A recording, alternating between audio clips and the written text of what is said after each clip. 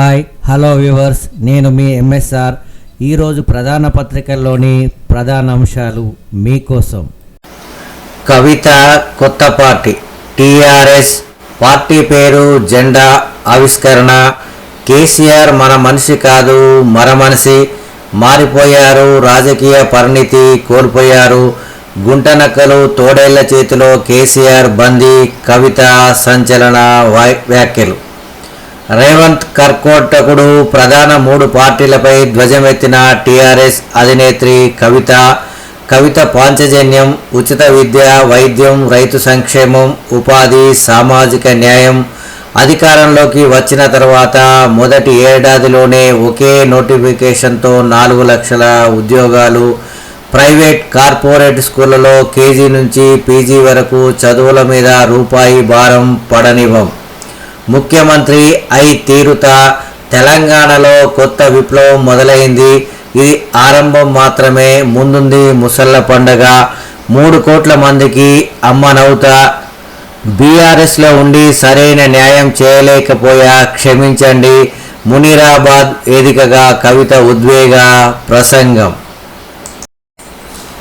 కాళేశ్వరం ప్రాజెక్టుపై తప్పుడు మాటల వివేక్, గట్టిగా తలంటిన పబ్లిక్. మీరు ఇచ్చిన హామీలే అమలు చేయకుండా గత బీఆర్ఎస్ ప్రభుత్వంపైనే నిందలేస్తారా? అభివృద్ధి ఏది, సంక్షేమం ఎక్కడా? కళ్యాణ లక్ష్మి తులం బంగారం ఏమైంది?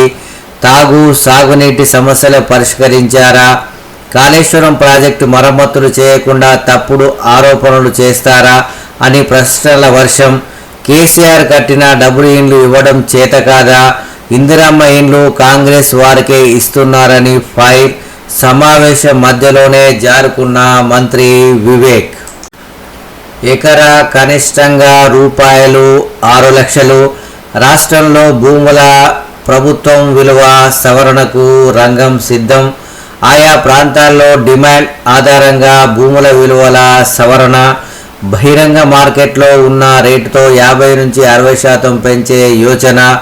గరిష్టంగా 100% మించొద్దనే నిబంధన.